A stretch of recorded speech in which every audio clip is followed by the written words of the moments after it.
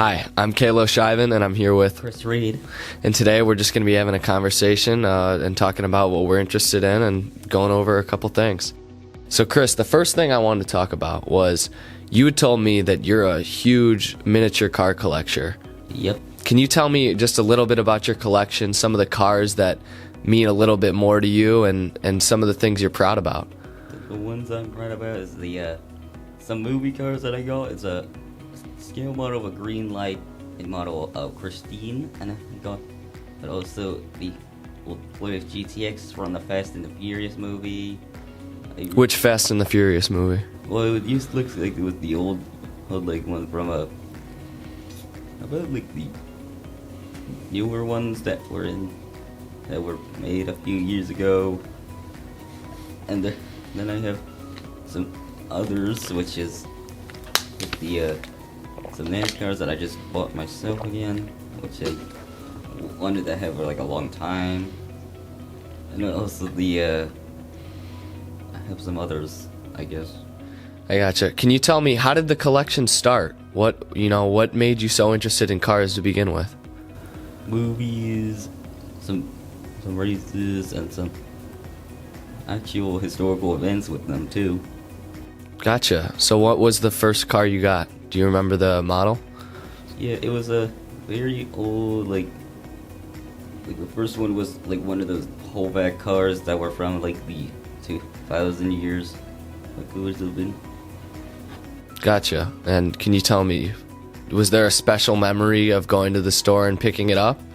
Yeah, it was when Kmart was like still around, and it was like the most memorable time ever until they closed those Kmarts and replaced it with other buildings. Thanks, man. So, shifting gears a little bit, you had told me you're a huge fan of playing on your Nintendo Switch. Can you tell me a couple of the games you play and, why they kind of interest you? First ones are Lego games, which is Lego City and Lego Worlds. The other one, which was Lego Incredibles, but then I forgot it in the Lego bin when they were kicking us out of the house, and I lost that game. And then I played some game called Fortnite. There's some Fall Guys on that. I also have YouTube on that as well. There's like also some Nintendo sponsored games, which is Super Mario Maker 2. I also have Terraria on it. There's like Game Creator. There's a load of them that I can't even remember, but I used to have Deltarune Chapter 1 on it, but then and my brother deleted it because he thought Deltarune was stupid. Are you a Lego collector outside of that, or you just prefer to play the Lego games on the Switch? I'm also a Lego collector. I have every two, see two packs of Lego Champion, Lego Speed Champions.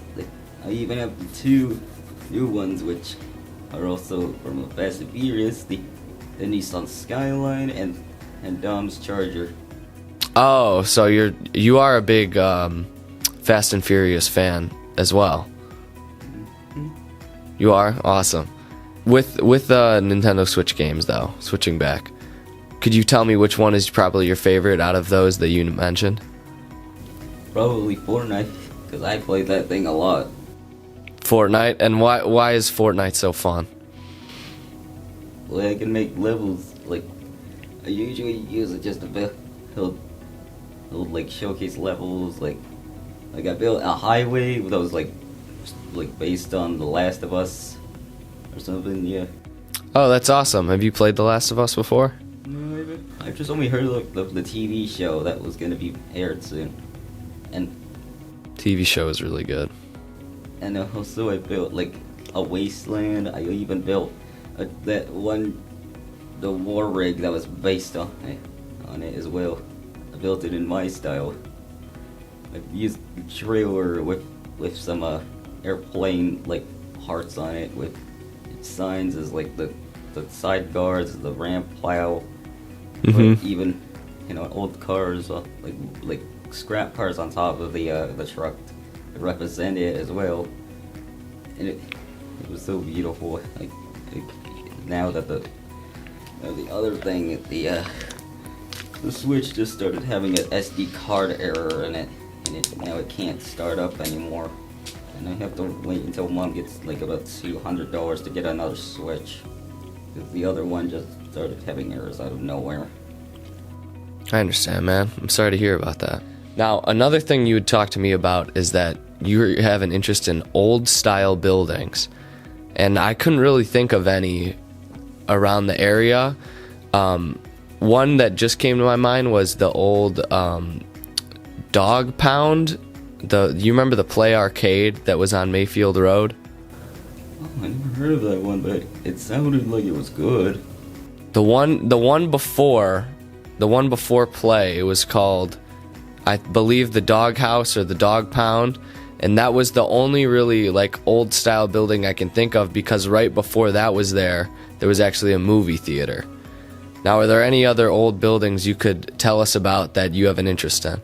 Well, the old Agrico was a building that looked like it was from like the 1800s, but then it was closed down because it was usually called like a nail factory, hammering nail factory, which closed and then turned it like to another like shipping company, but then it would close and then it's permanently closed now, and it kind of looks cool. People vandalized it a lot, and it looks like it used to be beautiful too. Some of the sign looked like it was actually falling apart, and it was like weathering away. Got you. And now, are you interested in kind of foreign architecture as well? Like one country that I always thought had the most interesting architecture was Greece, just because of all those beautiful pillars. They had a lot of great columns, the limestone structures. Paris obviously has like the Eiffel Tower. They have a lot of almost Gothic style buildings and stuff. Is any of that interesting you as well? Yeah, even that too. One thing you had mentioned to me too was that as we were walking down the upstairs hallway by the science wing, you had said that this part of the school actually looked a little bit like an older part of the school since they hadn't remedied it in so long. Yeah, because half of the walls looked yellowed. So another thing I wanted to ask you about is you told me you actually have Monster Energy in your Gatorade bottle. It's not Monster Energy. Not Monster. Mountain Dew. Mountain Dew? Yes. Now, when did you become such an avid drinker of Mountain Dew? It's because the first time I ever tried Mountain Dew was when Mom actually used to use it when she was working. She let me have a sip of it. It's kind of tastes weird at the first time, but then when I started drinking it more, it actually started to taste good. And then I became addicted to it so much now. So a little bit like coffee, yeah. Yeah. What would you say your favorite flavor is? The Voltage flavor and Cherry Mountain Dew, which is the Code Red and Voltage. Another thing I want to talk about, we were on the topic of cars. Did you get to see the auto show that was just in town? Yeah, in Mayfield Village, I saw like a load of old cars. Do you have a couple favorites that you could talk to us about? Mostly there's one that was like in front of the dealership itself, was like an old like Plymouth GTO that was covered in like a Indian paint job on it. And there was another one that looked like it had a green underglow on it too. It was so beautiful. Like you made me. It was so beautiful. That's awesome, man. How long did you guys get to stay for? Well, we couldn't find a parking lot. We were just driving around, like cruising, and then we saw this one guy that was in an old pickup truck that didn't look like he was cruising because he looked like he was going over the speed limit a little. Last thing I want to talk about, you had mentioned to me, we were talking about some of our favorite movies and shows, and you told me you were a big fan of The Polar Express.